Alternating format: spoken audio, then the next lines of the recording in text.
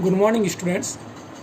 हमने अभी last chapter के अंदर जो पढ़ा था वो अपन ने पढ़ा था कैपिटल और रेवेन्यू में डिफरेंस, इनकम और एक्सपेंडिचर में डिफरेंस, और सब्सक्रिप्शन के अंदर किस प्रकार से अपन अकाउंटिंग करते हैं, मटेरियल कंज्यूम्ड किस प्रकार से निकालते हैं, उसका एक अपन ने बेसिक कॉन्सेप्ट समझा था। आज उससे रिलेटेड अपन कुछ न्यूमेरिकल यहाँ पर करने जा रहे हैं। तो क्वेश्चन बोलता है capital fund 1 April 2018 10,80,000, building fund 1 April 2018 4,80,000, donation received for building, यानी बिल्डिंग के लिए स्पेसिफिक डोनेशन मिला है तो इसे अपन बोलेंगे कैपिटल रिसिप्ट, और इसको अपन क्या करेंगे बिल्डिंग फंड में ऐड कर देंगे। ये 6 लाख। 10% बिल्डिंग फंड इन्वेस्टमेंट 1 अप्रैल 2018 4,80,000, यानी साल के शुरू में कुछ इन्वेस्टमेंट किया हुआ था। Interest received on building fund investment 48,000, और वैसे भी यदि अपन देखें तो 4,80,000 का 10% 48,000 ही होता है। Expenditure on construction of building, building construction के लिए एक्सपेंडिचर हुए हैं ये 3,60,000 के। Construction work is in progress, अभी कंस्ट्रक्शन कंप्लीट नहीं हुआ है, वो प्रोग्रेस के अंदर है, यानी हाफ है। WIP जिसे हम बोल सकते हैं, work in progress. Prepare balance sheet as at 31 March 2019। तो कभी भी जब NPO के क्वेश्चन करें तो एक तो जो डेट्स हैं, इन डेट्स को स्पेसिफिकली दिमाग के अंदर रखें, नॉलेज में रखें, क्योंकि डेट एक ऐसी चीज़ है जो क्वेश्चन को आधा सोल्व कर देती है। देखिए अब अपन बनाते हैं balance sheet.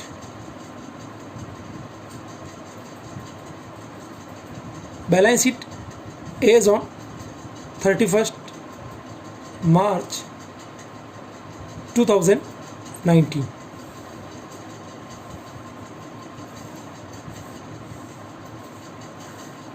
It is liability side, amount, assets, amount। अब अपन एक को फिल करें। कैपिटल फंड, जितने भी फंड होते हैं वो सब मेरी लाइबिलिटीज़ होती है, तो अपन लिख दें लाइबिलिटी साइड के अंदर सबसे पहले कैपिटल फंड, इसका अमाउंट 10,80,000। फिर कुछ गैप छोड़ते हैं, फिर लिखा इन्होंने बिल्डिंग फंड, ये भी लाइबिलिटी,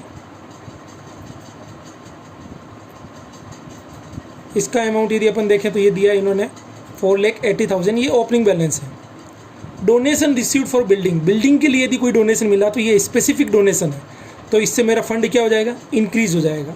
तो अपन लिखेंगे एड डोनेशन, और वैसे भी ये कैपिटल रिसिप्ट है इसलिए इसे बैलेंस शीट के अंदर दिखाया जाएगा 6 लाख। देन टोटल फंड हो गया अपने पास में 10,80,000। देन उसके बाद में वो नेक्स्ट बोलता है 10% बिल्डिंग फंड इन्वेस्टमेंट है, तो मेरी एसेट्स है, तो बैलेंस शीट की एसेट साइड में लिखूंगा 10% बिल्डिंग फंड इन्वेस्टमेंट।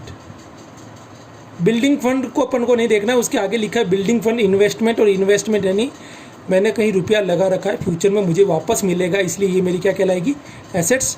और ये अपन ने लिख दिया 4,80,000।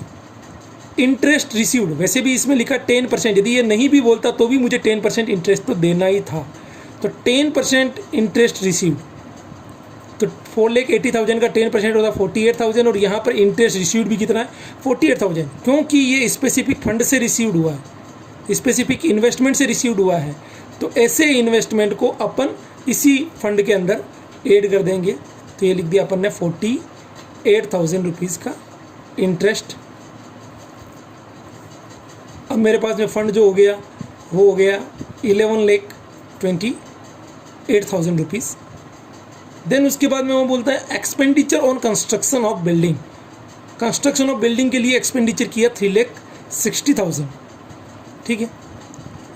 तो ये जब एक्सपेंडिचर किया 3,60,000, तो इसके कारण क्या हो गया, ये मेरा जो स्पेसिफिक फंड था वो फंड मेरा क्या हो जाएगा, कम हो जाएगा, इसलिए मैं 3,60,000 रुपीज़ का फंड इसमें से निकाल देता हूँ। अब ये स्पेसिफिक फंड नहीं रहा, अब ये जनरल हो गया, क्योंकि इस फंड में से इतने को अपन ने यूज़ कर लिया, तो ये जनरल फंड क्या हो गया, कैपिटल फंड। इसके अंदर अपन 3,60,000 रुपीज़ को क्या कर देंगे, ऐड कर देंगे, और यहाँ अपन लिख देंगे ट्रांसफर टू कैपिटल फंड 3,60,000 और यहाँ पर लिखेंगे ट्रांसफर्ड फ्रॉम बिल्डिंग फंड। तो मेरा कैपिटल फंड कितना हो गया 14,40,000 और यहाँ अपन देखें तो ये हो गया मेरा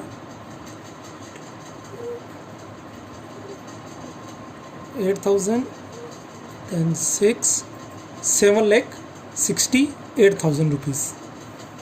अब जब मैंने बिल्डिंग अभी तक मेरी बनी नहीं है, अंडर कंस्ट्रक्शन है, इसलिए अपन लिखेंगे बिल्डिंग